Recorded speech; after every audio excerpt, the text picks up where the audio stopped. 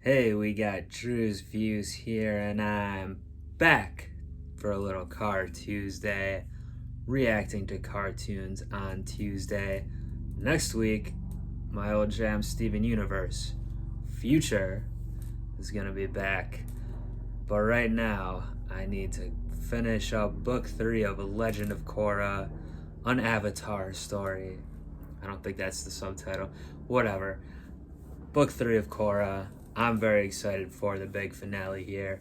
And of course, I will be planning to do book 4 as well, starting on Car Tuesdays after Steven Universe concludes. But it's time for Venom of the Red Lotus, which is chapter 13, the finale, as I said. A lot going on. The season as a whole right now, I really have enjoyed it a lot, especially the back half here. After being somewhat disappointed with the second season, the second book, with some of the directions it took, the villain being kind of boring or repetitive. This I've been liking the villains here and his cronies, his crew, a lot more as a villain this season, and we've had some interesting stuff with Sue and Lynn and their sister dynamic, reconnecting all of that. So some good character stuff this season. You know, we also had Mako and Bolin reconnecting with their long lost family, their grandma and stuff. They even cut in for a little granny humor last time. She was left behind with the pets, but yeah, and a lot of good action, especially a lot of good airbending action this season. Since a big part of the season has been new airbenders, we've seen some airbending fighting, which is really cool, which we didn't get too much in the original series since Aang was the only one back then. But yeah, I'm itching to get right into this without recapping too much. You know, obviously you can go back and watch my last reaction if you haven't on the penultimate episode. But Korra's, chained up like this right now by Zahir, who just lost evidently his girl, Sparky Boom girlfriend. I think Sue got metal shit over her face and killed her, and then Korra thinks her father Tanrak died going off a cliff. He was actually saved by some random new character, general or of Sue's forces or something that was introduced. And so we'll see if she plays a factor. And then Kai saved the other people on his little bison. Big Bison came back. They're going to get the rest of the airbenders. We still got to see what Zahir is going to do with Korra. I think I speculated at the end of the last one in my recap that he wants to get rid of do something to get rid of the Avatar as a whole, so even if he killed Korra, the Avatar wouldn't come back, be reborn as someone else. Their Red Lotus are anarchists, essentially. They want no leaders, and chaos in the world, spirits, humans, hand in hand. I don't know what exactly they want, but that generally seems to be the gist of it. So let's get right into it and do the book 3 finale. Final chapter. I got a beer on deck in celebration of the final episode of the season here. All right, let's do it.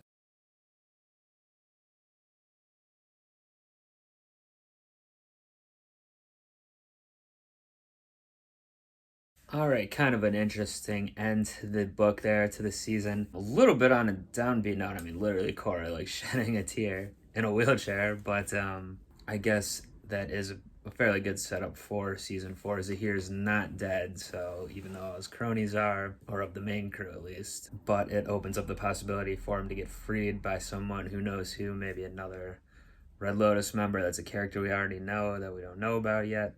The president? Probably not. That makes no sense, actually.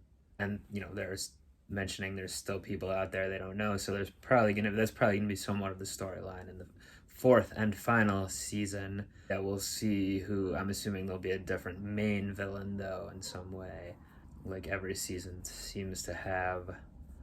But yeah, like I said, downbeat a little bit in terms of Korra. Her state of mind or whatever doesn't seem to be great. And I guess it was the poison, that did that, even though it was taken out of her by Sue at the end there. And yeah, I'd mentioned earlier in the season when Jinora was wanting to be the master, like, oh, she's actually gonna shave her head and get tattoos, but I guess so, even though she's like a 13-year-old girl or however old she is. I guess Kai will still like her with a shaved head. But yeah, anyway, that was the last kind of one of the last things I mentioned from the last episode. Like it seemed a lot of the individual characters arcs of the season had wrapped up last time, but Janora still needed to maybe do the final thing, which was in this episode, inciting the big tornado with all other airbenders, and doing her power as well, of course, of being able to kind of ghost into the different rooms or whatever you call it through the spirit world, which is cool. So yeah, the plan ended up being basically what I'd finally figured out last time. That I forgot the exact detail that when you're in this avatar state and you die, that's how it would work for them not to bring a new avatar back.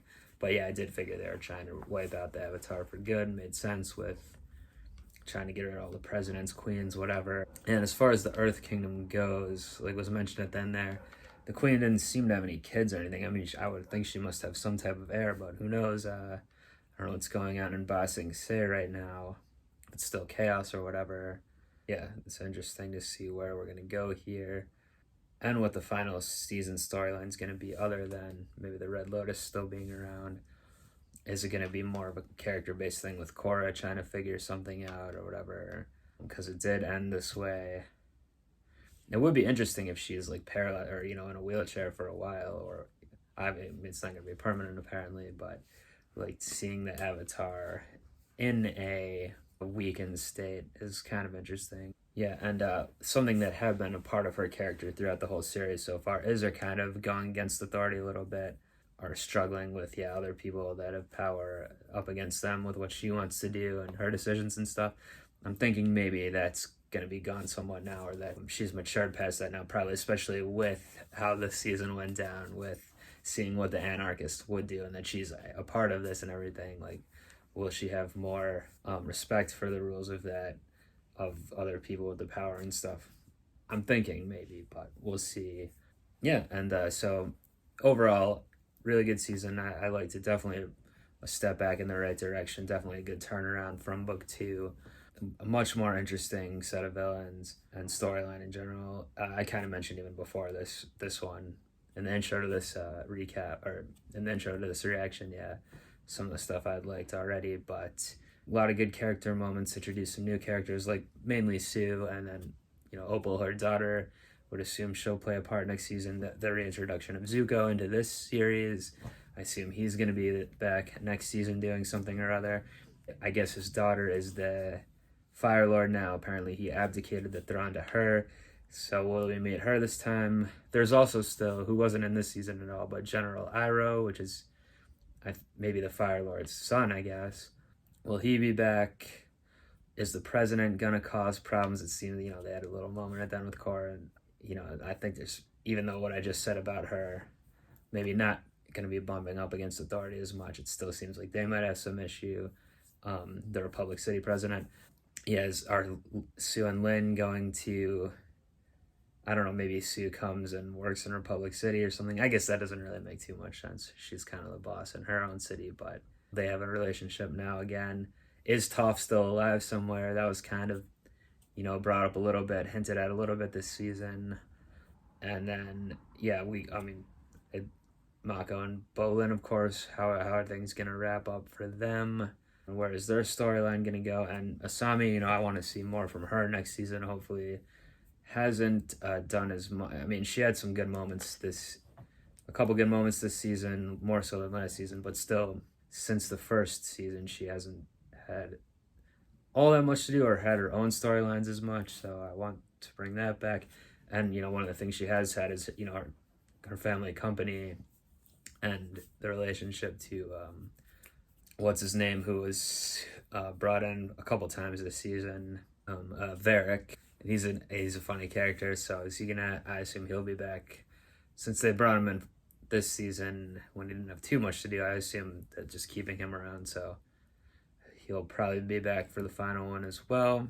That'll be cool. Is Korra somehow going to reconnect with the past avatars again? Somehow be able to, I mean, I don't know if that would be kind of cheap or something, since they had the whole plot of her not being able to do that anymore at the end of last season. And it came up again this season, so.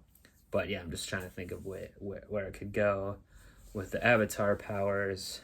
Yeah, a lot of things to consider here, but good season. A lot of good action this time, like I had already mentioned a little bit. I really like the Airbender on Airbender stuff. We'll see what the Airbenders, all the new Airbenders do next season as well. Yeah, good stuff. As with always, when I finish a season of a show, it's tough. You want to be able to recap the whole thing, or like make a lot of good points about whatever went down with all the themes of the season and everything. But it's hard when you just finished the last episode to do that. And I probably am going to be taking a break now because of Steven Universe feature coming back for 10 more episodes, I believe. So it might be a month or two before I start with book 4 here. Hopefully I will have good retention on everything, and maybe I can do a little bit more of a longer recap at the start of book 4 episode 1 reaction, to remember some of the stuff, and I'm sure I'll think of some things I'm not thinking of right now. In the time till then, having more time to digest the season as a whole here. But yeah, really enjoyed it, and I hope you did too. And like these reactions, do stay subscribed to my channel for all the Car Tuesday stuff. Check out some other stuff too. I do anime every Monday, anime reactions, some other random stuff thrown on the channel here. So subscribe, leave some comments, tell me your favorite part of book 3 here, or whatever you want to talk about. Until next time, I'm out of here. Peace.